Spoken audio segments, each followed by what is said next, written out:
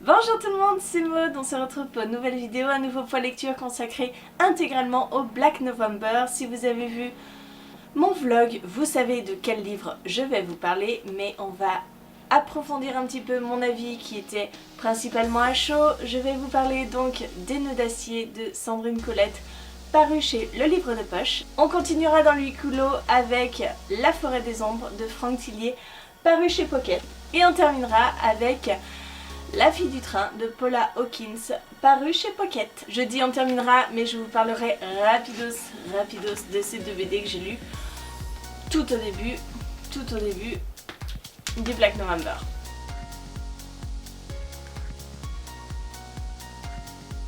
Allez, on commence tout de suite avec un Nœud d'acier. C'est une sorte de huis clos où nous allons suivre Thomas, 40 ans, qui vient de sortir de prison. Lors de sa sortie de prison, il ne cherche qu'une chose, eh bien c'est à voir ce qui s'est passé pendant son absence. Sauf que quand il le découvre, eh bien il se rend compte que il n'a plus envie de tout ça, il a envie de partir, il a envie de s'exiler, il ne veut plus vivre ce qu'il a vécu, il veut juste s'isoler. C'est pour ça qu'il va prendre sa voiture, il va rouler, il va prendre une petite chambre d'hôte chez une vieille dame et il veut juste être tranquille, hein, loin de tout ça, tranquille. Sauf que, au gré de ses pérégrinations, au gré de ses balades en forêt, il va croiser la route de deux petits vieux qui vont le séquestrer, le traiter en esclave, lui faire tous les travaux de la maison et sa vie va devenir un véritable enfer. Voilà, si vous avez vu mon vlog, vous savez que je n'ai pas du tout été emballée par cette lecture. Je sais qu'il a énormément de très bons avis, mais je dois bien avouer que je me suis largement ennuyée. Les 60 premières pages étaient longues, la sortie de prison de Théo, ses conséquences, etc., sa remise en question. Au bout de 60 pages, il rencontre les petits vieux et ça commence à devenir intéressant parce qu'il y a une interaction avec un autre prisonnier qui était là bien avant lui, qui va lui refiler un petit peu les trucs, les choses à ne pas faire. Il va y avoir un petit peu d'action, mais après, j'ai trouvé que ça tournait sans arrêt en rond. D'accord, il se fait torturer, d'accord, il a des choses pas faciles à vivre, ok, mais au bout d'un moment c'était long. Même la fin, je ne l'ai pas du tout appréciée, je ne l'ai pas aimée. Hein, tout simplement, je ne trouve aucun intérêt finalement à ce livre.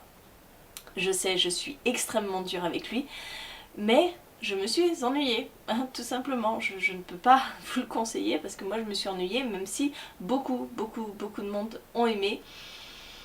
Moi j'ai trouvé que ça ne valait pas un bon Valentin Musso avec Une vraie famille par exemple, où on parle de séquestration aussi, mais d'un autre stade et bien meilleur je trouve. Allez, on continue dans le huis clos avec La Forêt des Ombres de Franck Tillier. L'ambiance est très glauque hein, dans ce livre. Hein. Moi, c'est l'ambiance qui m'a beaucoup pesé. Dans cette histoire, nous allons suivre Arthur, qui est un milliardaire, qui va embaucher un apprenti écrivain. Enfin, il a sorti un livre qui a eu un succès. Il va embaucher cet écrivain pour venir dans son petit chalet et réécrire une histoire, l'histoire du bourreau 125, qui a vraiment existé, un tueur en série qui a vraiment existé, et Arthur Doffre cherche à le faire revivre dans cette histoire, et il va embaucher cet écrivain pour qu'il vienne dans ce chalet avec sa femme et sa petite fille, histoire de s'immerger pendant un mois et pour écrire ce livre qu'il attend tant. Bien sûr, David va accepter le travail puisque, bon, il est un petit peu en panne d'aspiration et il se dit que ça pourrait être une bonne idée. Sauf que quand il va arriver au chalet, il va se rendre compte qu'il se passe des choses très étranges dans ce chalet.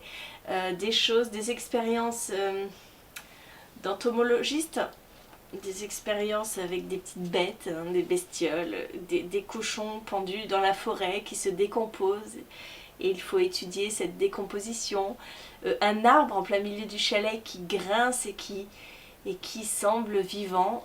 Bref, C'est une ambiance très glauque, très pesante, mais c'est ce qu'on attend d'un huis clos et je trouve que c'est très bien retranscrit là-dedans.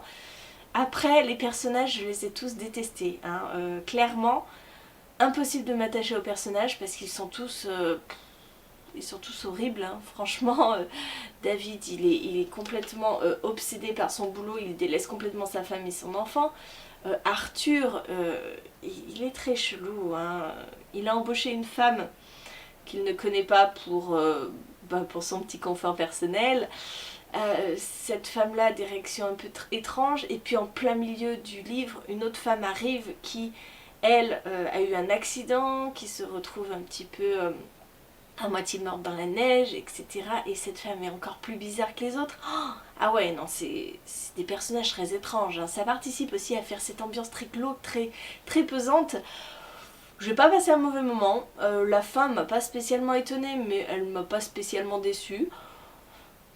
C'était une bonne lecture parce que je l'ai quand même bouffé, hein. Je crois que je l'ai bouffé en 2 jours. Ça s'est lu très rapidement. J'aime beaucoup la plume de Franck Tillier parce qu'il rend les choses toujours très addictives.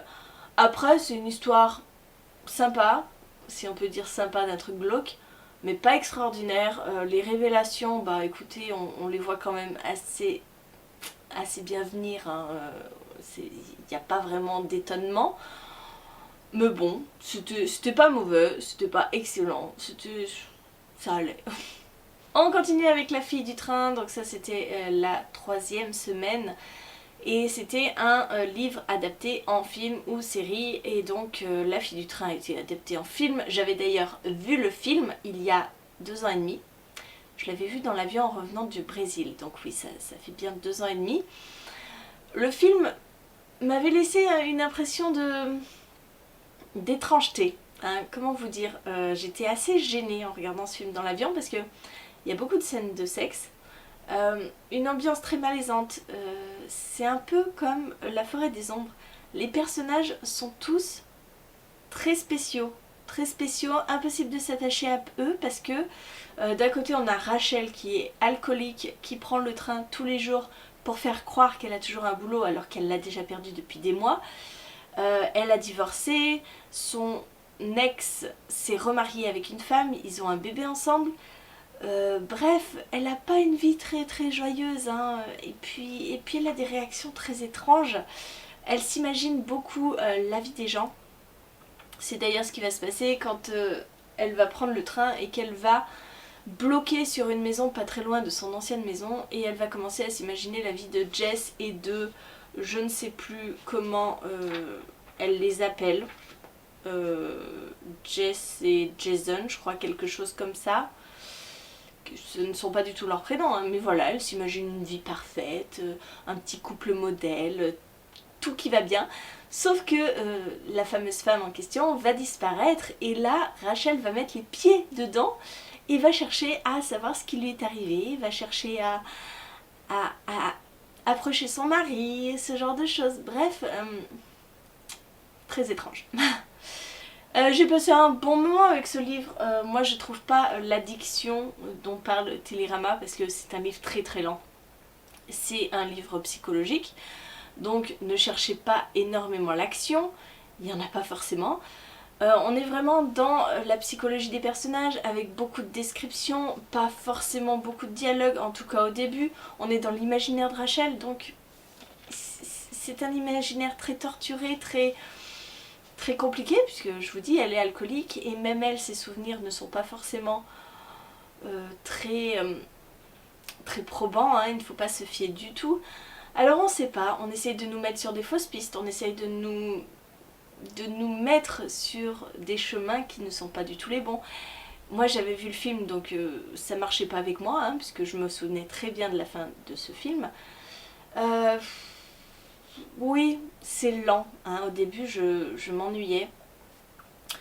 Au début je n'arrivais pas vraiment à rentrer dedans, et puis au fur et à mesure je me suis pris au jeu. Mais je vous dis, les personnages sont exécrables, les personnages féminins. Mon Dieu, quoi. On a l'alcoolique, on a la nymphomane. Oui, parce que la femme en question, là, la Jess que s'imagine Rachel, elle est complètement nymphomane. Elle se jette sur tous les mecs qui passent. La femme de l'ex de Rachel, elle est très spéciale. Elle a des réactions très spéciales. Moi, j'arrive pas à comprendre les réactions de ces femmes tout au long de ce livre. Et c'est peut-être ça qui manque un petit peu de réalisme, je sais pas. J'arrive pas du tout à me mettre à leur place. Et c'est ça qui participe un peu au fait que bah c'était bien, mais c'était pas extraordinaire non plus. Hein. J'ai pas été bluffée. Et puis en même temps, je connaissais la révélation finale, donc voilà. Hein. C'est le désavantage de voir le film avant le livre. Mais bon, que voulez-vous. Par contre, le film, je trouve, est extrêmement fidèle au livre. En tout cas, c'est ce que j'ai trouvé. Même si le livre, il y a quand même moins de choses explicites qu'on voit dans le film, forcément comme les scènes de sexe, qui sont très très présentes dans le film. Mais bon, voilà, je pense que l'adaptation est bonne. Moi, j'aime beaucoup Emily Blunt qui joue Rachel. Voilà, j'aime bien son jeu d'actrice, donc... Voilà, bon bah que vous dire de plus, c'était sympa, sans plus.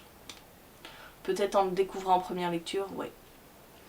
Et je vous parle rapidement de Damoclès, je ne vais pas rajouter plus de choses que dans le vlog. Par contre, là, on y suit une agence de protection de célébrités qui a un petit peu le vent en poupe, hein, c'est la meilleure agence. On va suivre cette femme qui est un petit peu le chef d'équipe. Ils vont avoir pour mission de garder, de sécuriser le fils d'un milliardaire qui n'en fait qu'à sa tête, qui aime bien partir en balade avec des jeunes filles, qui aime bien faire la fête, etc., qui ne prend rien au sérieux. Et bien sûr, à la fin de ce tome, il va se faire kidnapper. Sauf que c'est le premier tome et que l'histoire commence au moment où elle se termine. Donc c'est un petit peu ballot. Par contre, j'aime bien les dessins, j'aime bien les personnages, j'aime bien l'histoire, donc pourquoi pas continuer. Concernant celui-là, je dois bien vous avouer que plus de 15 jours après, je ne me souviens plus beaucoup. On est beaucoup dans des histoires de CIA, beaucoup